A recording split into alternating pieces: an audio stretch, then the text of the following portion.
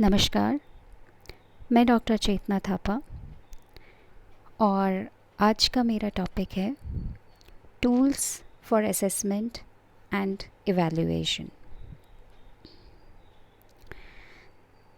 अब हम सबसे पहले बात करते हैं कि टूल्स किसे कहते हैं।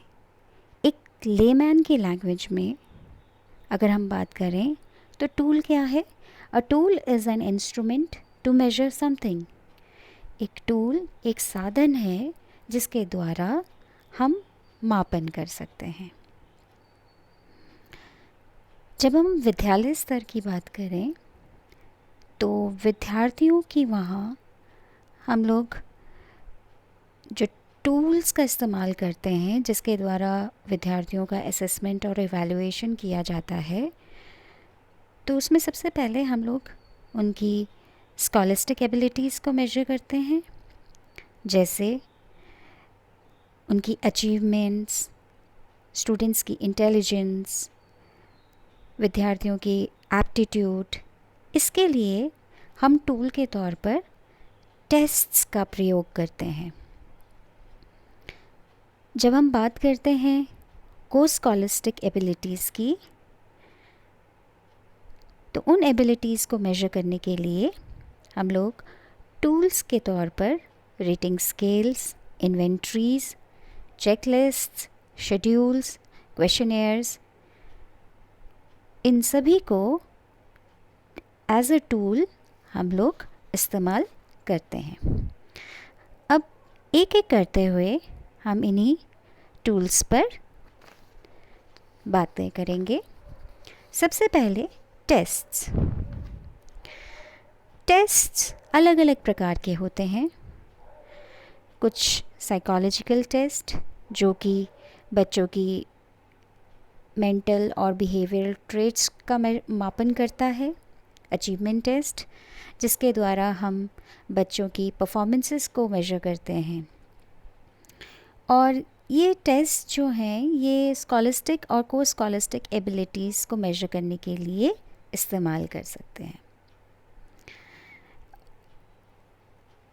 हम बच्चों की किन बिहेवियर्स को मेजर कर सकते हैं, जैसे उनकी जो एबिलिटीज़ हैं, योग्यताएं हैं, उनकी इंटेलिजेंस, उनकी एप्टीट्यूड, उनकी स्किल्स, उनकी अचीवमेंट्स, या फिर उनकी पर्सनालिटी की कैरेक्टरिस्टिक्स, जैसे उनकी एटीट्यूड, अभिवृत्तियाँ, उनकी इंटरेस्ट, उनकी वैल्यूज़, इनको भी मेजर किया जाता है एक टेस्ट के माध्यम से। टेस्ट को हम लोग इस्तेमाल कर सकते हैं पहला, जैसे आप एक ही बच्चे में, एक ही विद्यार्थी में आप दो अलग अलग एस्पेक्ट्स के बीच में कंपैरिजन चाहते हैं, जैसे किसी बच्चे की एटीट्यूड कैसी है, उस बच्चे का एप्टीट्यूड कैसा है, तो उसको भी कंपेयर करने के लिए टेस्ट का प्रयोग किया जाता है। साथ ही साथ कंपैरिजन हम दो या दो से अधिक बच्चों के बीच में भी करने के लिए टेस्टों का प्रयोग करते हैं। एक ही सेम ट्रेट के लिए भी इनका इस्तेमाल किया जाता है। टेस्ट्स अलग अलग प्रकार के होते हैं, जिसमें प्रमुख अगर हम लोग बात करते हैं अलग अलग प्रकार के टेस्ट की, तो इसमें सबसे पहला टेस्ट जिससे हम कह सकते हैं पेपर पेंसिल टेस्ट। और ये एक ऐसा टेस्ट होता है जिसमें कुछ स्टैंडर्ड क्वेश्चंस होते हैं, सेट ऑफ क्वेश्चंस होते हैं, और उसको एक पेपर में लिख कर बच्चों को दिया जाता है, या फिर OMR शीट्स के माध्यम से भी इस टेस्ट को कंडक्ट करवाया जाता है। इसमें बच्चे जो रिस्पॉन्सेस जो होते हैं वह पेन पेंसिल के माध्यम से या रिटन OMR शीट्स में मार्किंग करके भी इस टेस्ट को करते हैं। बेसिकली ये जो टेस्ट्स होते हैं ये फोकस किया जाता है बच्चे की अचीवमेंट पर, कि बच्चा क्या जानता है, या फिर उसकी एबिलिटी क्या है, उसका एप्टीट्यूड क्या है, या फिर उसकी इंटरेस्ट को, उसकी एटीट्यूड को, उसकी वैल्यूज़ को, या फिर कितना निपुण है किसी कार्य को करने के लिए, इसके लिए भी पेपर पेंसिल टेस्ट का प्रयोग किया जाता है।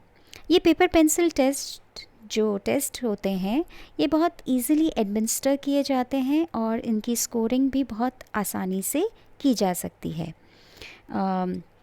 ये इकोनॉमिक होते हैं और आसानी से इनकी स्कोरिंग भी की जा सकती है। जो दूसरा टाइप ऑफ टेस्ट जिसकी हम बात करें वो है ओरल टेस्ट। ओरल टेस्ट या मौखिक टेस्ट जिसमें कि बच्चे को रिस्पॉन्सेस रिटन फॉर्म में नहीं देनी होती, लिखित फॉर्म में नहीं देता है, बल्कि वो मौखिक रूप से भी देता है। एक एग्ज़ाम्पल है जैसे वाइवास जो कि एग्ज़ामिनेशन में कंडक्ट किए जाते हैं। बेसिकली ये भी एक ओरल टेस्ट का ही फॉर्म है।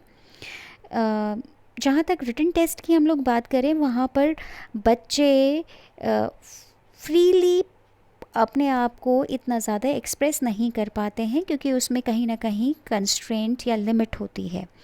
यहाँ पर ओरल टेस्ट में बच्चे फ्रीडम होती है उनको कि वह अपने आप को एक्सप्रेस कर पाए प्रॉपरली। साथ ही साथ एक टीचर के लिए ओरल टेस्ट में भी टीचर डायग्राम्स या चार्ट्स या मैप्स या मॉडल्स या साइन के आधार पर भी बच्चे से पूछ सकता है कि वह उस पर्टिकुलर कंसेप्ट को एक्सप्लेन कर पाए। और ये सबसे ज़्यादा वैल्यूबल रहते हैं ऐसे ओरल टेस्ट जहाँ पर कि बच्चे में थोड़ी सी लैंग्वेज डिसेबिलिटीज़ हैं, तो उसको कहीं ना कहीं हम प्रेरित कर सकते हैं कि वह अपनी बातों को लोगों के सामने रख पाए। या इलिटरेट्स जो होते हैं, जो लिखना नहीं जानते हैं, उनके लिए भी यह बहुत सही टेस्ट रहता है।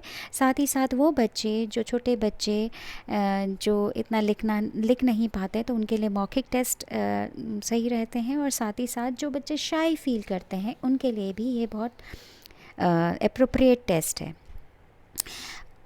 ये उन बच्चों के लिए भी एप्रोप्रिएट हैं जिन स्टूडेंट्स को राइटिंग में डिफ़िकल्टीज़ होती हैं, लेकिन उन बच्चों के लिए जिनको कि स्पीच में, बोलने में दिक्कत होती है या सुनने में दिक्कत होती है, तो उन बच्चों के लिए, और ख़ासकर जो बच्चे नर्वस हो जाते हैं बोलने में, तो उन बच्चों के लिए थोड़ा सा ये टेस्ट एप्रोप्रिएट नहीं रहता। बल्कि इस टेस्ट में लैंग्वेज पर ज़्यादा ध्यान दिया जाता है क्योंकि यहाँ पर स्पोकन लैंग्वेज पर ज़्यादा ध्यान दिया जाता है और बच्चे को एक तरीके से एक छूट मिलती है कि वो अपनी बात को अच्छी तरीके से एक्सप्रेस कर पाए। साथ ही साथ कम्युनिकेशन स्किल्स वो बच्चा जानता है कि किस तरीके से उसने अपनी बात रखनी है, और जो चीज़ें उसको समझ में आई हैं पर्टिकुलर कंसेप्ट के बारे में, वो उसको कितनी बेहतरी के साथ में समझा सकता है। ये स्पोकन लैंग्वेज क्योंकि क्रिएटिव होता है, फ्लेक्सिबल होता है, और इसमें बच्चों को मौके मिलते हैं कि वह अपने आप को, अगर उसने कोई कहते हुए कुछ बात गलत कह दी है, तो वो अपने आप को सेल्फ करेक्ट भी कर सकता है। साथ ही साथ क्लैरिफिकेशन भी चाह सकता है सामने वाले के साथ में, टीचर के सामने।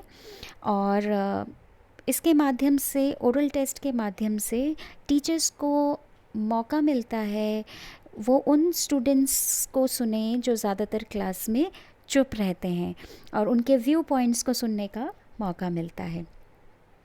ओरल टेस्ट की अपनी एक लिमिटेशन भी होती है क्योंकि यह बच्चों की जो राइटिंग की जो योग्यता है, जो राइटिंग की जो स्किल है, उसको वो मेजर नहीं कर पाता है।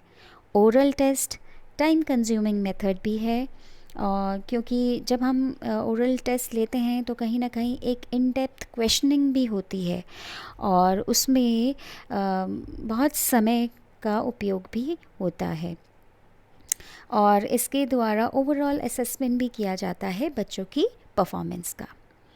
अब तीसरे प्रकार का जो टेस्ट है वो है एप्टीट्यूड टेस्ट। एप्टीट्यूड टेस्ट एक तरीके का एक माध्यम है जिससे कि हम एक बच्चे की योग्यताओं का, उसके कौशलों का हम मेजर कर सकते हैं कि उसमें क्या योग्यताएं हैं, क्या कौशल हैं, क्या स्किल्स हैं। ये जो टेस्ट्स होते हैं ये दो ग्रुप्स में भी हम बांट सकते हैं, जिसको मल्टीपल एप्टीट्यूड टेस्ट कह सकते हैं या special aptitude test. Multiple aptitude test वो होंगे जो कि एक व्यक्ति के अलग अलग योग्यताओं को एक साथ में मेजर करता है। हालांकि ये योग्यताओं को वो उस पर्टिकुलर टेस्ट में अलग अलग यूनिट्स या सब टेस्ट्स के माध्यम से इनको मेजर करता है। जैसे एक बच्चे में म्यूज़िकल, मैकेनिकल एप्टीट्यूड कैसा है, इसको मेजर कर सकता है। और ये जो मल्टीपल एप्टीट्यूड टेस्ट होते हैं वो एक से ज़्यादा एबिलिटीज़ को मेजर करता है साइमल्टेनियसली। और स्पेशल एप्टीट्यूड टेस्ट होते हैं जो कि एक पर्टिकुलर एबिलिटी को मेजर करता है। जैसे बीएड प्रोग्राम में आने के लिए आप लोगों ने जो एंट्रेंस टेस्ट दिया होगा तो उसमें कहीं ना कहीं टीचिंग एप्टीट्यूड, तो वो योग्यता, ये एक स्पेशल एप्टीट्यूड टेस्ट है। तो कहीं ना कहीं वहाँ टीचिंग की एप्टीट्यूड का मेजर किया गया। ये एप्टीट्यूड टेस्ट बेसिकली यूज़ किए जाते हैं गाइडेंस के लिए, प्रेडिक्शन करने के लिए कि जो इंडिविजुअल है वो किस पर्टिकुलर ऑक्यूपेशन में उसको जाना चाहिए और वहाँ पर उसकी किस प्रकार से सक्सेस हो पाएगी। कहीं ना कहीं हम इसके माध्यम से बच्चों को गाइड कर सकते हैं वो किस प्रकार के कोर्सेज़ की तरफ उनका रुझान होना चाहिए और किस प्रकार के कोर्सेज़ उन्होंने आगे अपने फ्यूचर में लेने चाहिए। नेक्स्ट अगर हम लोग बात करते हैं तो वह है अचीवमेंट टेस्ट की। बेसिकली अचीवमेंट टेस्ट जो है वो मेजर करता है बच्चे की लर्निंग आउटकम्स को, कि बच्चे ने कितना सीखा है। और यह टेस्ट सबसे ज़्यादा हम लोग अपने विद्यालय में इस्तेमाल करते हैं। इसके माध्यम से हम ये देखते हैं कि बच्चे कितना सीख पाए हैं, जो कंटेंट या जो करिकुलम बच्चों के लिए बनाया गया है उसके द्वारा बच्चे ने कितना सीखा है। पहले भी हम लोगों ने डिस्कस किया है कि अचीवमेंट टेस्ट दो प्रकार के होते हैं, जो कि एक टीचर मेड टेस्ट और दूसरा स्टैंडर्डाइज्ड अचीवमेंट टेस्ट। और ये डिपेंड करेगा कि आप टीचर मेड टेस्ट इस्तेमाल कर रहे हैं, यूज़ कर रहे हैं, या स्टैंडर्डाइज्ड टेस्ट। ये आपके अपने उद्देश्यों पर निर्भर करेगा। अचीवमेंट टेस्ट बेसिकली इसलिए यूज़ किए जाते हैं ताकि हम बच्चों की जो लर्निंग है उसकी प्रोग्रेस कैसी हो रही है इसके बारे में हम लोग जान सकें। जो टीचिंग लर्निंग प्रोसेस हम लोगों ने यूज़ किया है, या जो टीचिंग लर्निंग प्रोसेस या लर्निंग एक्सपीरियंसेस जो हम लोगों ने दी हैं, या जो इंस्ट्रक्शंस हम लोगों ने टीचिंग लर्निंग प्रोसेस में यूज़ की हैं, तो उसमें कहीं हमारी कोई वीकनेसेस तो नहीं है, उसको भी हम लोग चेक कर सकते हैं। साथ ही साथ कोई भी एकेडमिक प्रोग्राम की इफ़ेक्टिवनेस को भी जानने के लिए हम लोग अचीवमेंट टेस्ट का इस्तेमाल करते हैं।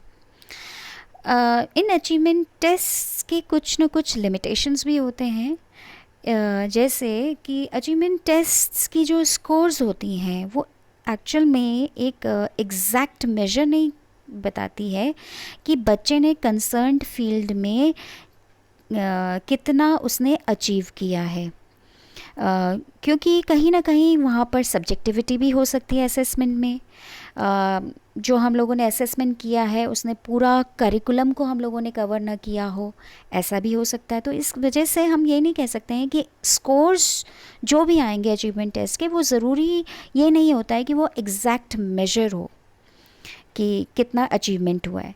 दूसरा एक और लिमिटेशन है, जैसे अचीवमेंट्स को, बच्चों के अचीवमेंट्स को इफ़ेक्ट करने के बहुत सारे कारण भी हो सकते हैं, कुछ फैक्टर्स भी हो सकते हैं, जैसे कि किस प्रकार की टीचिंग की गई, करिकुलम किस प्रकार का है, टेस्टिंग की कंडीशंस क्या रही, क्या बच्चों को हम लोगों ने पहले से इन्फॉर्म किया कि टेस्ट होगा, या बच्चों ने प्रैक्टिस किया है उस टेस्ट से रिलेटेड। तो ये फैक्टर्स जो हैं वो इफ़ेक्ट करेंगे बच्चों की अचीवमेंट पे, और इसी वजह से अचीवमेंट टेस्ट के जो स्कोर्स होते हैं उसका हम एग्जैक्ट मेजर की तरह हम लोग नहीं बात कर सकते कि वो उस बच्चे की अचीवमेंट्स को एग्जैक्टली मेजर करता है। Next type of test is diagnostic and remedial test. Basically ये जो टेस्ट होते हैं ये आइडेंटिफाई करते हैं स्ट्रेंथ्स और वीकनेस को, बच्चों के स्ट्रेंथ को, वीकनेसेस को जब हम मेजर करना चाहते हैं तो उसके लिए जिस प्रकार के अचीवमेंट टेस्ट का इस्तेमाल किया जाता है उन अचीवमेंट टेस्ट को हम लोग डायग्नोस्टिक टेस्ट कहते हैं। बेसिकली इसका मेन पर्पस क्या है कि प्रॉब्लम्स जो बच्चे फेस कर रहे हैं, जो उनकी लर्निंग ऑब्जेक्टिव्स है उसको अचीव करने के लिए जो भी प्रॉब्लम्स वो लोग फेस कर रहे हैं उनको आइडेंटिफाई करना और साथ ही साथ रेमेडियल मेजर्स लेना ताकि वो बच्चे उन जो ऑब्जेक्टिव्स हैं उसको अचीव कर पाए। बेसिकली ये जो टेस्ट हैं ये अलग अलग areas of studies, specially languages, mathematics, science, इनमें इस प्रकार के टेस्ट लिए जाते हैं। और डायग्नोस्टिक रेमेडियल टेस्ट बेसिकली इसमें टीचर बच्चों की लर्निंग डिफ़िकल्टीज़ को ऑब्ज़र्व करता है। एक उदाहरण के तौर पर अगर किसी बच्चे ने 90 मार्क्स लेकर आया है, कोई बच्चा क्लास 9 के एनुअल एग्ज़ामिनेशन में, और वही बच्चा क्लास 10th के क्वार्टरली एग्ज़ामिनेशन में 70 मार्क्स लेकर आया है मैथमेटिक्स में, फिर उसके बाद हाफ ईयरली में वो 50 लेकर आया है एंड प्री बोर्ड्स के टाइम पे वो 30 मार्क्स लेकर आया है। ऐसे केस में यहाँ पर क्योंकि उसकी स्कोरिंग जो है वो लोअर होती जा रही है, जितने भी एग्ज़ामिनेशंस होते गए सब्सिक्वेंट एग्ज़ामिनेशंस मैथमेटिक्स में, वहाँ उसकी स्कोरिंग कम होती गई। तो इसके लिए ऐसे टेस्ट किए जाएंगे एंड अकॉर्डिंगली उस बच्चे को रेमेडियल टीचिंग भी दी जाएगी। और लर्निंग डिफ़िकल्टीज़ को इसके द्वारा, रेमेडियल टेस्ट के द्वारा आइडेंटिफाई किया जाता है और रेमेडियल टीचिंग के बाद इसको एक तरीके से इन डिफ़िकल्टीज़ को रिड्यूस किया जाता है। नेक्स्ट जो इसमें बात की जा रही है वो है इंटेलिजेंस टेस्ट की।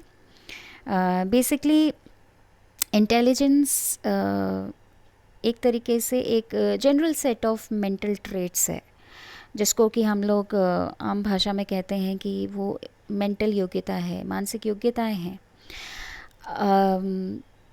अगर हम इन मानसिक योग्यता या मेंटल एबिलिटीज़ को टेस्ट करते हैं या इंटेलिजेंस टेस्ट के द्वारा हम बेसिकली कन्वर्जेंट थिंकिंग को मेजर करते हैं। कन्वर्जेंट थिंकिंग एक तरीके का प्रोसेस है, एक प्रक्रिया है जिसके द्वारा कोई भी व्यक्ति किसी भी गिवन प्रॉब्लम्स की सल्यूशन को ढूंढ सकता है। तो अगर हम लोग बात करें साधारण तौर पे तो इंटेलिजेंस क्या है कि एक व्यक्ति द्वारा किसी प्रॉब्लम का सल्यूशन ढूंढना, वो उसकी इंटेलिजेंस का कही जा सकती है। तो इंटेलिजेंस टेस्ट जो होते हैं वो बेसिकली दो कैटेगरीज़ के होते हैं, एक इंडिविजुअल टेस्ट और group test. Individual intelligent test जो कि एक ही व्यक्ति पर एडमिनिस्टर किया जाता है एक समय पर, और इंडिविजुअल इंटेलिजेंस टेस्ट के लिए एक बहुत ही हाईली स्किल्ड, ट्रेंड और एक्सपीरियंस्ड टेस्ट एडमिनिस्ट्रेटर की आवश्यकता होती है, क्योंकि वही सही इंस्ट्रक्शंस बच्चे को दे सकता है। अलग अलग जो सेक्शंस हैं, सब सेक्शंस हैं उस टेस्ट में, उससे रिलेटेड वो सही इंस्ट्रक्शंस जब वो देगा तो उसके लिए ही एक एक्सपीरियंस्ड टेस्ट एडमिनिस्ट्रेटर की आवश्यकता होती है।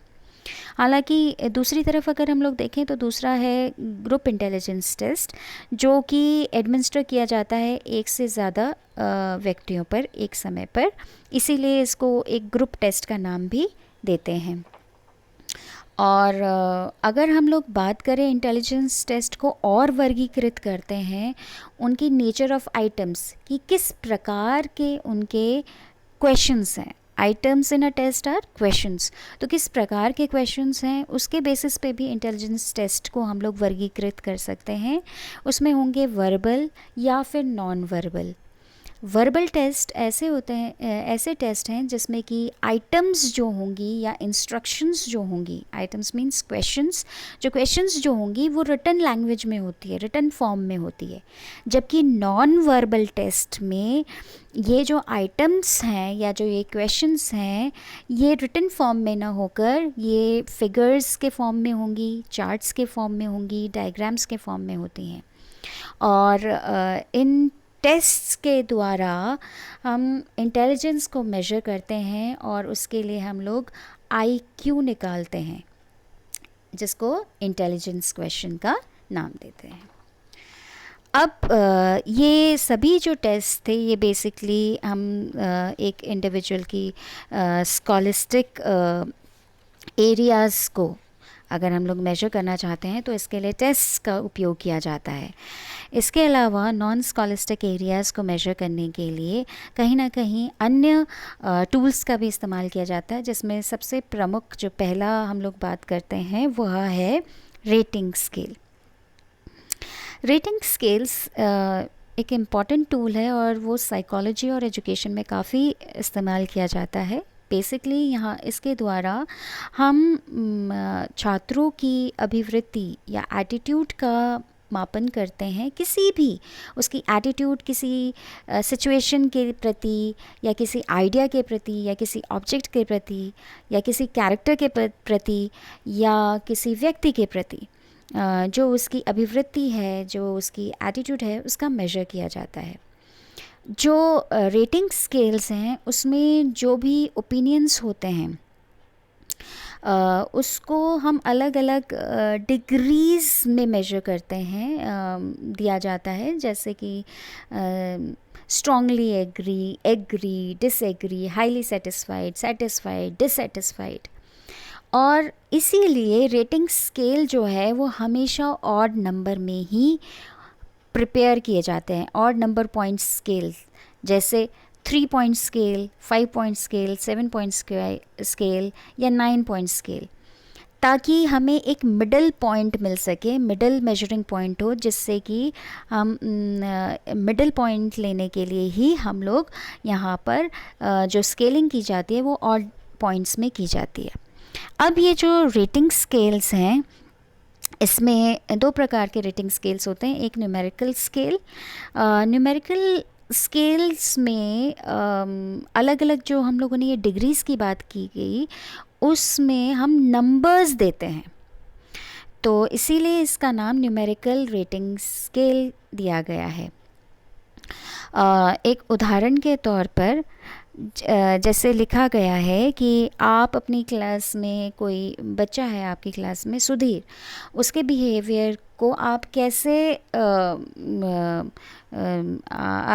देखते हैं, कि आप कैसे कंसिडर करते हैं कि सुधीर का बिहेवियर कैसा है क्लास में। तो यहाँ पर रेटिंग दी गई है, 9 पॉइंट रेटिंग है, जिसमें 9 number most pleasant, 8 extremely pleasant, 7 moderately pleasant, 6 mildly pleasant, 5 indifferent, 4 mildly unpleasant, 3 moderately unpleasant, 2 extremely unpleasant and 1 most unpleasant। इसमें जो मिडिल पॉइंट है वो है 5, नंबर 5, जिसमें कि indifferent वो मिड पॉइंट है।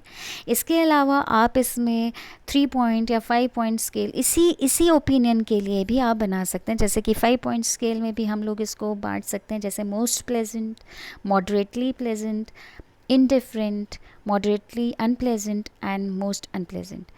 और आप किसी भी तरीके से ऑड नंबर स्केल्स का डेवलपमेंट करते हैं, और ये जो स्केल्स हैं ये बहुत इजी टू कंस्ट्रक्ट हैं, इजीली अप्लाइड भी हो सकते हैं।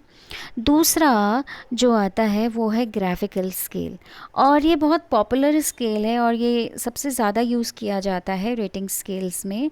इस स्केल में एक स्ट्रेट लाइन हम लोग ड्रॉ करते हैं, या तो वर्टिकली आप ड्रॉ कर सकते हैं या हॉरिजॉन्टली आप ड्रॉ करते हैं, और इसमें कुछ क्लूज़ होते हैं जो कि रेटर को हेल्प करती हैं। इसको ये जो लाइन है इसको हम लोगों ने बांटा होता है कुछ यूनिट्स में जो कि कंटिन्यूअस होती हैं। और इसके लिए एक उदाहरण के तौर पर मैं आपको समझाना चाहूँगी। जैसे how effective was the teacher in the class, एक लाइन है यहाँ पर कि टीचर कितना इफ़ेक्टिव रहा क्लास में, ये एक क्वेश्चन है, इसमें ओपिनियन देना है। तो यहाँ पर ये 5 पॉइंट स्केल है, ग्राफिकल स्केल, और इसमें पहला है very effective, second moderately effective, third average, fourth moderately ineffective and fifth very effective. तो यहाँ पर इस 5 पॉइंट स्केल में वो किसी भी पॉइंटर पे सर्कल कर सकता है कि हाँ उसकी ओपिनियन के अकॉर्डिंग ये 1 में जाएगा या 2 में जाएगा या 3 या 4 या 5। दूसरा ओपिनियन भी जैसे दूसरा एग्जांपल है कि semester system of education encourage करता है लर्नर्स को कि वह अपनी स्टडीज़ को रेगुलरली वो अपनी स्टडीज़ करें। तो इसके लिए भी आपके ओपिनियन जैसे स्ट्रांगली एग्री या अनडिसाइडेड या डिसएग्री या स्ट्रांगली डिसएग्री। और इसी के अकॉर्डिंग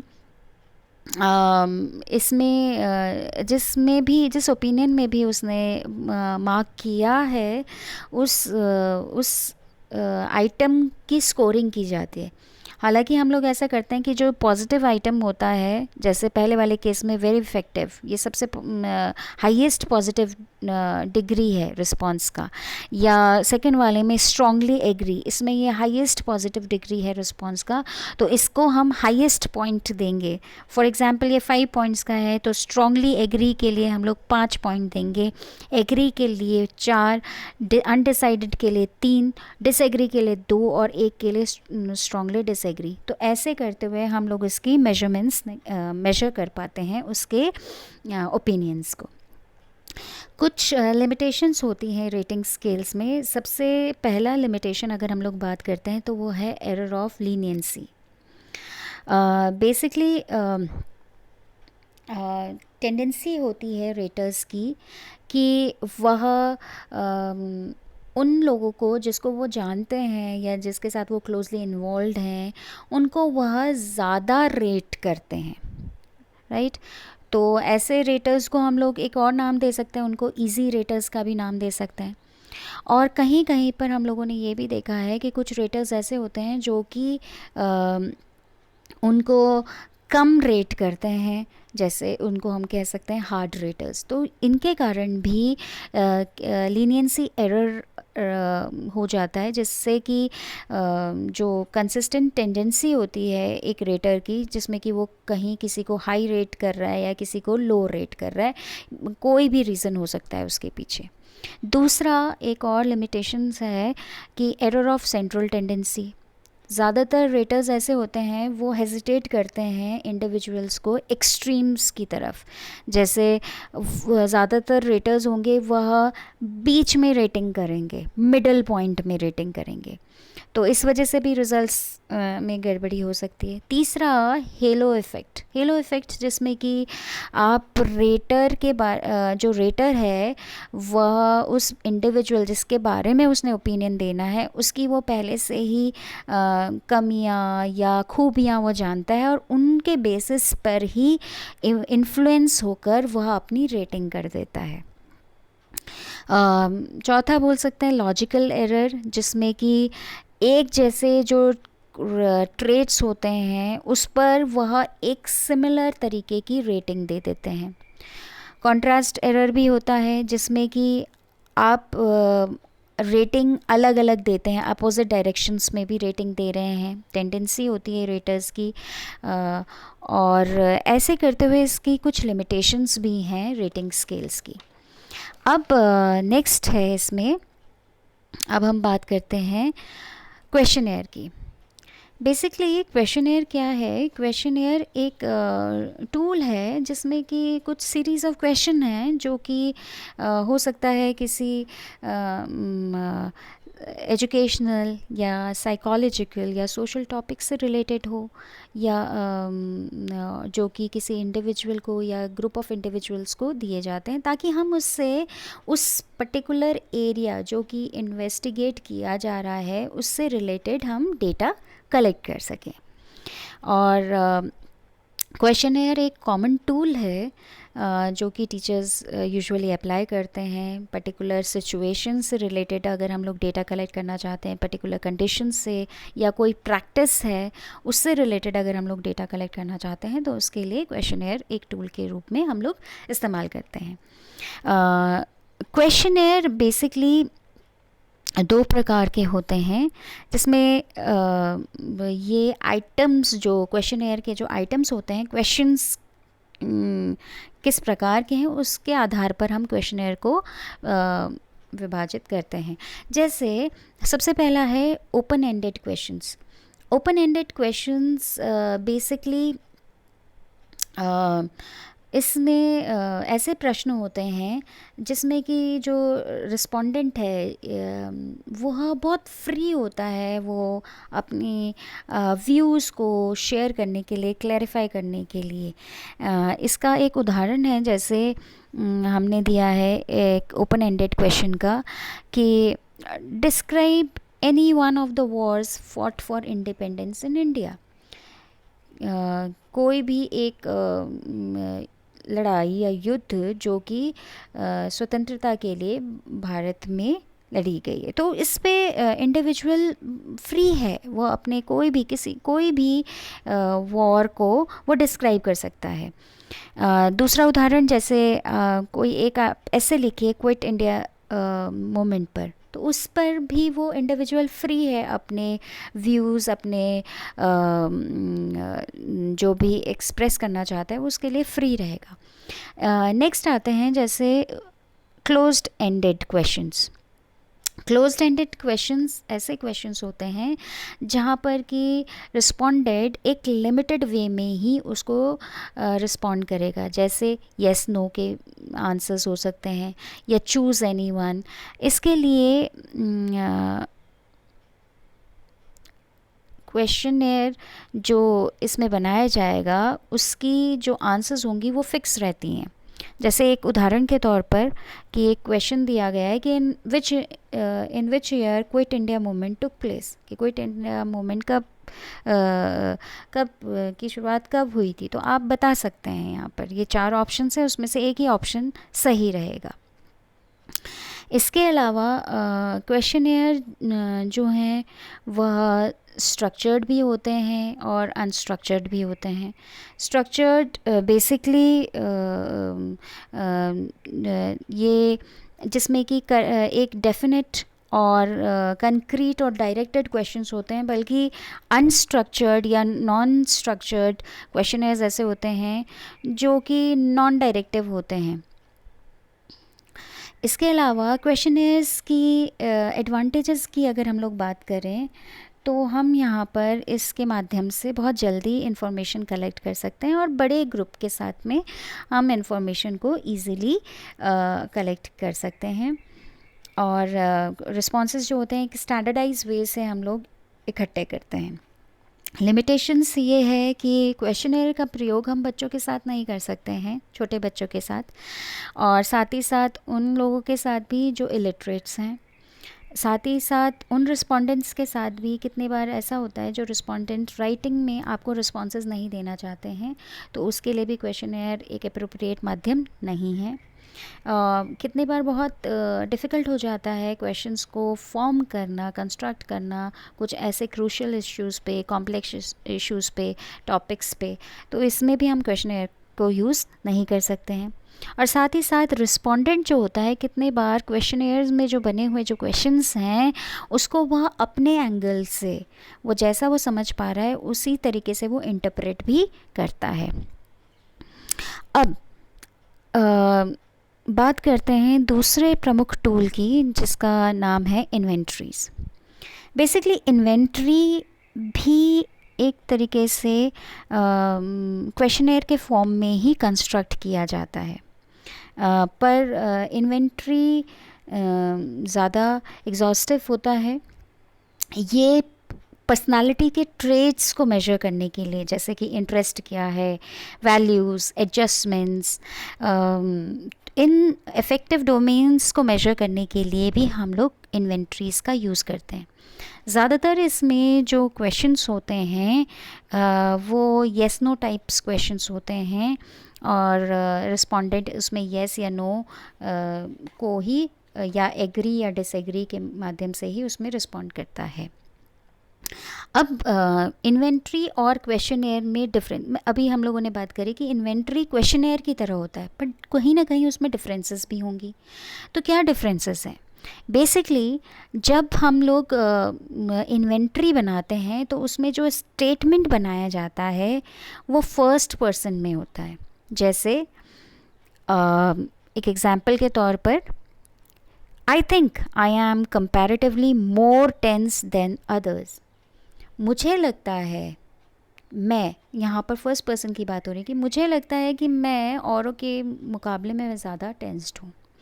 तो ये इस प्रकार के जो स्टेटमेंट्स जहाँ पर कि फर्स्ट पर्सन का यूज़ किया जा रहा है वो इन्वेंट्री में किया जाएगा। और जब हम क्वेश्चनेयर की बात करते हैं वहाँ पर सेकंड पर्सन को संबोधन करते हुए हम लोग बात करते हैं।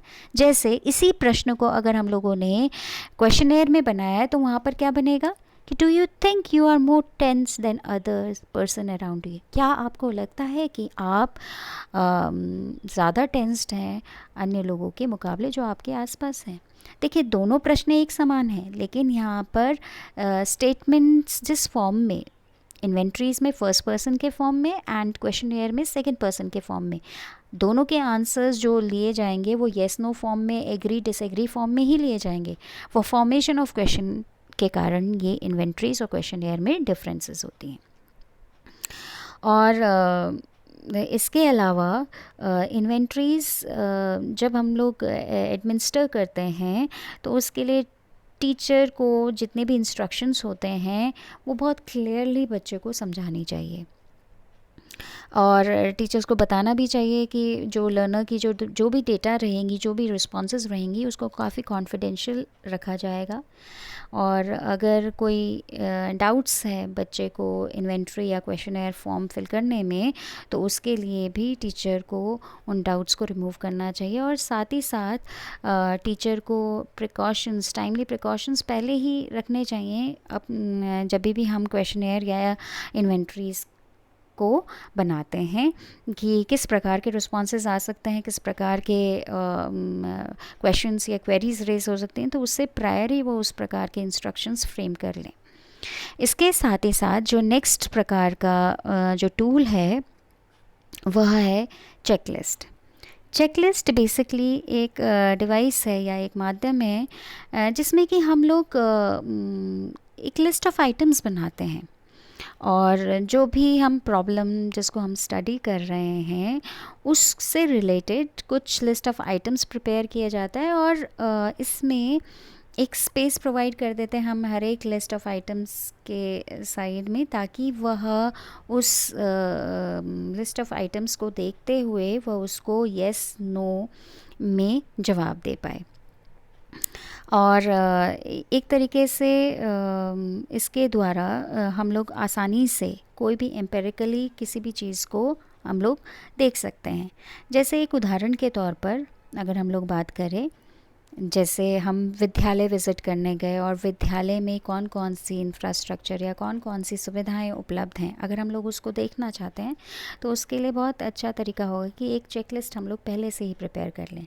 जैसे आप विद्यालय अवलोकन करना चाहते हैं तो उसके लिए एक अवलोकन प्रपत्र तैयार किया जा सकता है चेकलिस्ट के फॉर्म में, जिसमें कि उदाहरण के तौर पर वहाँ लिखा, आप लोग देख सकते हैं जहाँ पर लिखा गया कि क्या स्कूल की बिल्डिंग फायर प्रूफ है, तो yes no. Does the school follow rain water harvesting policy, yes और no. Is the school building earthquake proof, yes और नो। तो बेसिकली ये कहीं से भी ये एक जजमेंट नहीं देता है, ये बेसिकली एक फैक्चुअल सर्वे किया जाता है कि जो चीज़ मौजूद है या एम्पेरिकल एविडेंसेस पर बेस्ड होती हैं। इसीलिए इसको इस्तेमाल करते हैं हम लोग सर्वेस के लिए, या आप स्कूल की लाइब्रेरी को चेक करने के लिए भी, लेबोरेटरी को, गेम फैसिलिटीज़ को, स्कूल बिल्डिंग्स को, टेक्स्ट बुक्स को, अलग अलग प्रकार की जो सुविधाएं जो उपलब्ध हैं विद्यालय में, उसको जानने के लिए भी चेकलिस्ट का प्रयोग किया जाता है। इसके अलावा हम लोग क्लासरूम की जो इंस्ट्रक्शनल एक्टिविटीज़ जो हो रही हैं उसके लिए भी हम लोग चेकलिस्ट का प्रयोग कर सकते हैं। जैसे बच्चों की पढ़ने की और कार्य करने की वर्किंग हैबिट्स कैसी हैं, क्लासरूम में किस प्रकार से क्लास इंस्ट्रक्शन हो रहा है, उसको सुपरवाइज़ करने के लिए भी आप चेकलिस्ट बना सकते हैं। बच्चे और शिक्षक की किस प्रकार की रिलेशनशिप है, उसके लिए भी आप लोग चेकलिस्ट को प्रिपेयर कर सकते हैं। नेक्स्ट अगर हम लोग बात करते हैं तो वह है शेड्यूल्स। बेसिकली इसमें सबसे कॉमन होता है इंटरव्यू शेड्यूल। अगर हम लोग इंटरव्यू की बात करें तो इंटरव्यू क्या है, एक तरीके से एक कन्वर्सेशन है, कम्युनिकेशन है, जिसमें कि आप फ़ेस टू फेस एक व्यक्ति के साथ वर्बली बातचीत करते हैं। और आज के दौर पे कहीं ना कहीं जब इलेक्ट्रॉनिक मीडिया का दौर है तो हम लोग इंटरव्यू यूज़ स्काइप के माध्यम से या टेलीफोनिक कन्वर्सेशन इंटरनेट के माध्यम से भी हम लोग इसको यूज़ कर सकते हैं। और इसके माध्यम से हम लोग बहुत जो इन्फॉर्मेशन है एक इंडिविजुअल के बारे में उसको बहुत सही तरीके से हम लोग कलेक्ट कर सकते हैं। इंटरव्यू शेड्यूल, बेसिकली इंटरव्यू की अगर हम लोग बात करें तो इंटरव्यू एक टेक्निक हुआ और इंटरव्यू शेड्यूल एक टूल है जिसकी मदद से हम इंटरव्यू को कंडक्ट करते हैं, जिसकी मदद से इंटरव्यू करवाया जा सकता है। अब ये जो इंटरव्यू शेड्यूल जो टूल है उसको हम लोगों ने दो पार्ट्स में बांटा, जिसको कि हम लोग कह सकते हैं एक है स्ट्रक्चर्ड इंटरव्यू शेड्यूल, जिसमें कि ऑलरेडी पहले से ही कुछ प्रोसीजर्स जिसको हम लोगों ने फॉलो करना है इंटरव्यू के दौरान उसको स्टैंडर्डाइज़ किया जाता है पहले से एडवांस में, इंटरव्यू के एडवांस में, और कुछ क्वेश्चंस फ्रेम किए जाते हैं। इंटरव्यू में कौन कौन से क्वेश्चंस फ्रेम पूछे जाएंगे उसकी सीक्वेंसिंग की जाती है और उसको उसी प्रकार से ही इंटरव्यू में हम लोग यूज़ करते हैं। और दूसरा है अनस्ट्रक्चर्ड इंटरव्यू शेड्यूल। इसमें सीरीज़ ऑफ क्वेश्चंस, कौन कौन से क्वेश्चंस हमने पूछने हैं ये तो डिसाइड किया जाता है, पर it depends on the interviewer कि वह उस क्वेश्चंस को कब पूछे। सीक्वेंसिंग वो अपने अनुरूप उसको बदल भी सकता है। इसके अलावा शेड्यूल्स में एक और जो अमूमन हम लोग यूज़ करते हैं वो है ऑब्जर्वेशन शेड्यूल।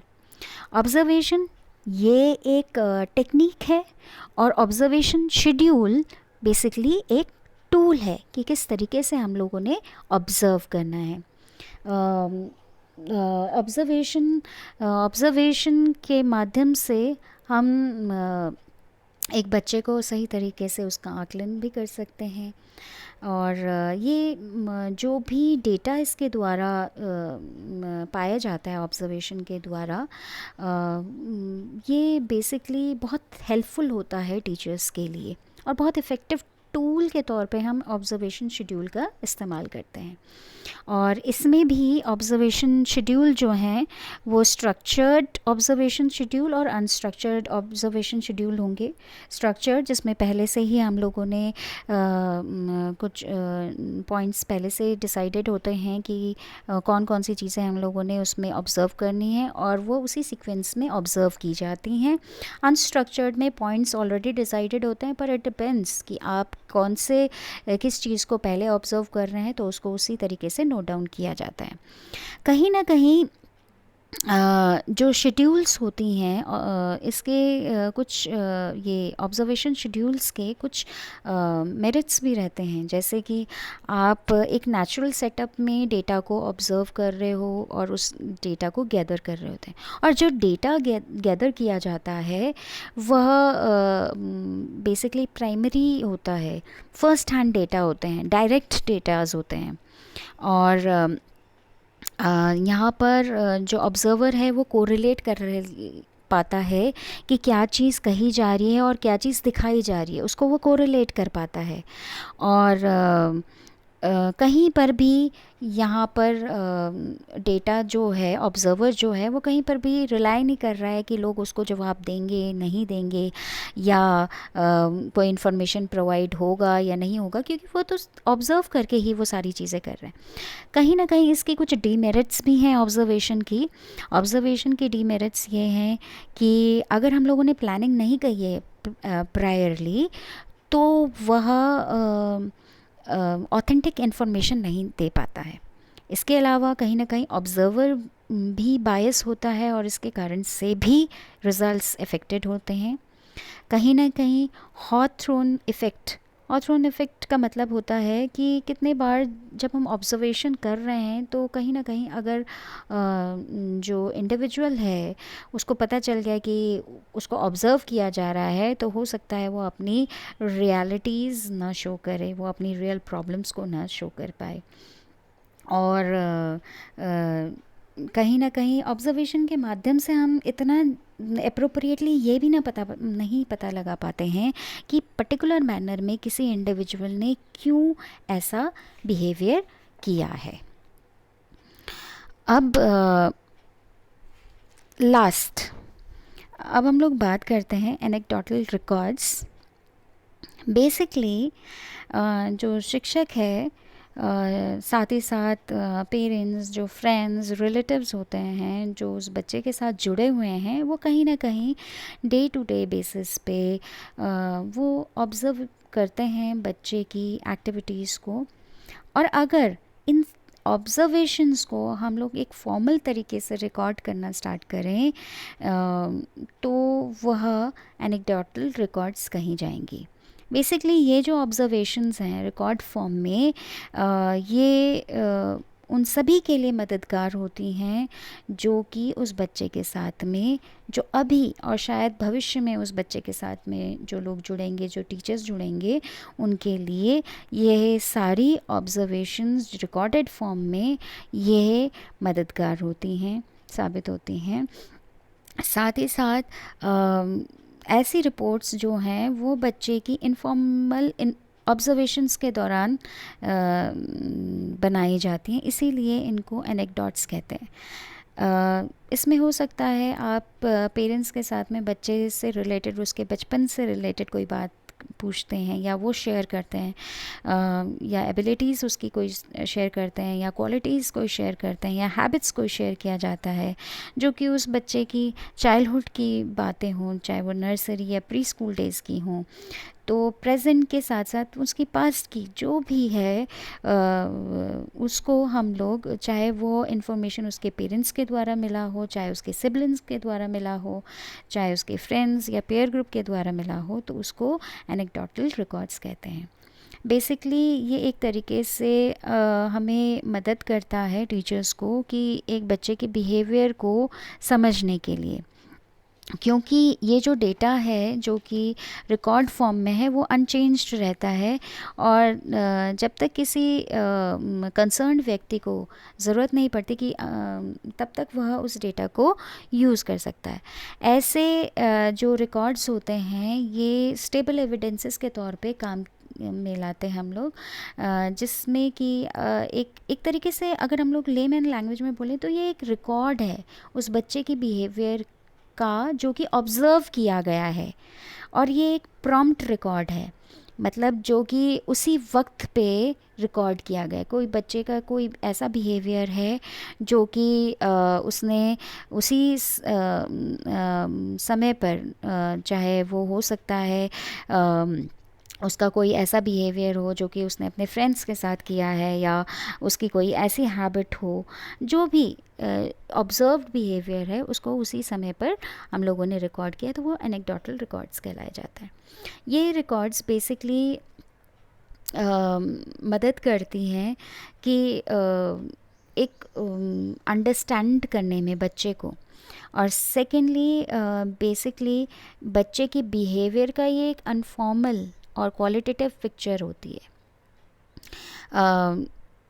रिकॉर्ड्स कैसे हो सकते हैं, जैसे उस बच्चे का कैसा इंटरेक्शन है बच्चों के साथ में, अन्य बच्चों के साथ में, क्या वो एग्रेसिव है, विड्रॉल है, या बच्चे की रोल के किस प्रकार सा उसका रोल है एक ग्रुप एक्टिविटी में, या तो ये सारी चीज़ें, बच्चे की मूड कैसा है, टेम्पर कैसा है, एडजस्टमेंट किस प्रकार से कर रहा है वो बच्चा, उसकी पर्सनल टेंशन्स इंडिकेट हो रही है कहीं पर, तो ये चीज़ें अगर रिकॉर्ड की जाएँ तो ये एनेक्डोटल रिकॉर्ड्स कहलाई जाती हैं। ये एक्यूरेट डिस्क्रिप्शन देता है किसी इवेंट का, और इसीलिए ये बहुत ही एक इम्पॉर्टेंट टूल है किसी बच्चे को, बच्चे की बिहेवियर को समझने के लिए, एक बच्चे को पूर्ण रूप से समझने के लिए। So students, this much for today. Thank you for watching.